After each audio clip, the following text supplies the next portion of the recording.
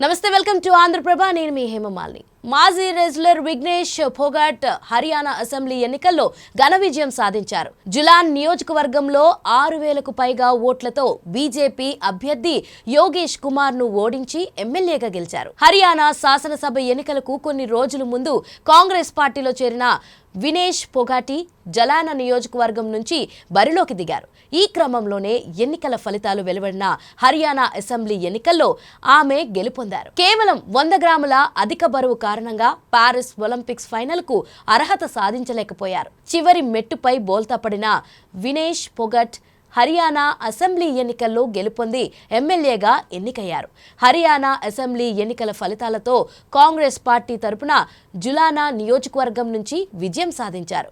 BJP తరపున బరిలోకి దిగిన యోగేష్ కుమార్ పై 6,000కు పైగా ఓట్లు తేడాతో గెలుపొందారు.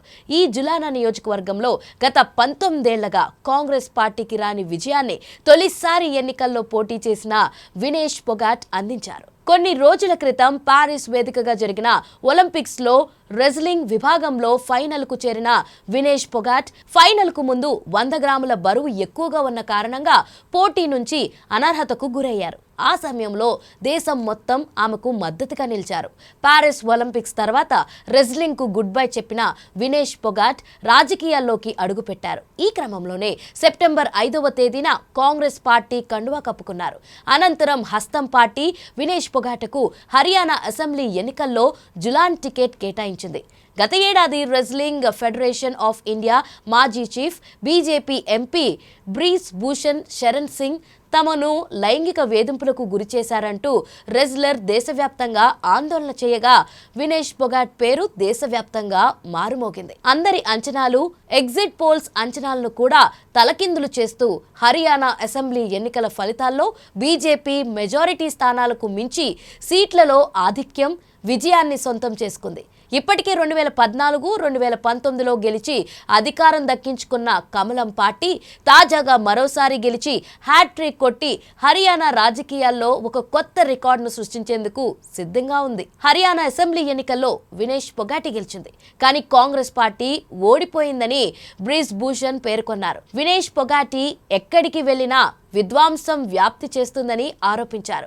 ఎన్నికల్లో కొందరు బీజేపీ అవకాశాలను దెబ్బతీయాలని చూశారని, అయితే జట్లు మెజారిటీ స్థానంలో చాలా మంది బీజేపీ అభ్యర్థులే విజయం సాధించినట్లు చెప్పారు. రెజ్లర్ల ఆందోళనలో రెజ్లర్లు అని పిలువబడే వారు హర్యానాకు చెందిన హీరోలు కాదని, జూనియర్ రెజ్లర్లందరికీ వారు విలన్లు అని మండిపడ్డారు. వినేష్ ఫోగాట్ తన పేరును ఉపయోగించుకుని ఎన్నికల్లో గెలిచారని ఆరోపించారు. హర్యానా అసెంబ్లీ ఎన్నికల్లో వినేష్ ఫోగాట్ ను తన పేరు గెలిపించిందని తెలిపారు. ఆమె ఎమ్మెల్యేగా గెలవడానికి సహకరించిన గొప్ప వ్యక్తిని తాను అంటూ బ్రీస్ భూషణ్ కీలక వ్యాఖ్యలు చేశారు. ఆమె ఎక్కడికి వెళ్లినా నాశనమే అని, వినేష్ ఫోగాట్ గెలుపు కాంగ్రెస్ పార్టీ ఓటమిని పరోక్షంగా బ్రీస్ భూషణ్ వెల్లడించారు. హర్యానా అసెంబ్లీ ఎన్నికల్లో జులాన్ నియోజకవర్గం నుంచి గెలిచిన వినేష్ ఫోగాట్ తన విజయం ప్రతి ఆడబిడ్డ, మహిళా పోరాటమని తెలిపారు. వారంతా పోరాటం మార్గం ఎంచుకున్నారని, అన్ని పోరాటాలకు లభించిన విజయం ఇది అనేది వాస్తవమని పేర్కొన్నారు. ఈ దేశం తనకు ఇచ్చిన విశ్వాసం, ప్రేమను తాను కొనసాగిస్తానని వినేష్ ఫోగాట్ హర్యానా ఎన్నికల ఫలితాలు వెలువడిన తర్వాత చెప్పారు. గత ఏడాది వరకు బ్రీస్ భూషణ్ శరణ్ సింగ్ భారత్ రెజ్లింగ్ సమాఖ్య DWFI అధ్యక్షుడిగా ఉన్నారు. అయితే DWFI చీఫ్ గా ఉన్న సమయంలోనే ఎంతో మంది మహిళా రెజ్లర్లపై బ్రీస్ భూషణ్ లైంగిక దాడులు, వేధింపులకు పాల్పడ్డారని గత ఏడాది రెజ్లర్లు చేసిన ఆరోపణలు దేశవ్యాప్తంగా పెను ప్రకంపనలు సృష్టించాయి. వినేష్ ఫోగాట్ సహా అగ్రస్థాయి రెజ్లర్లు దేశ రాజధాని ఢిల్లీతో పాటు వివిధ రాష్ట్రాల్లో నిరసనలు, ఆందోళనలకు పిలుపునివ్వడం పెను సంచలనంగా మారింది. ఈ నేపథ్యంలోనే అప్పుడు బీజేపీ పార్టీ తరపున ఎంపీగా ఉన్న బ్రీస్ భూషణ్ పై చర్యలకు పోలీసులు, ప్రభుత్వాలు వెనకాడటంతో కోర్టును ఆశ్రయించగా అతనిపై కేసును నమోదు చేయాలని కోర్టులు ఆదేశాలు జారీ చేశాయి. దీంతో ఆయనను DWFI చీఫ్ పదవి నుంచి తప్పించారు. మరోవైపు ఈ ఏడాది జరిగిన లోక్సభ ఎన్నికల్లో కూడా ఆయనకు ఎంపీ టికెట్ దక్కలేదు. ప్రస్తుతం ఈ కేసు విచారణ దశలో ఉంది.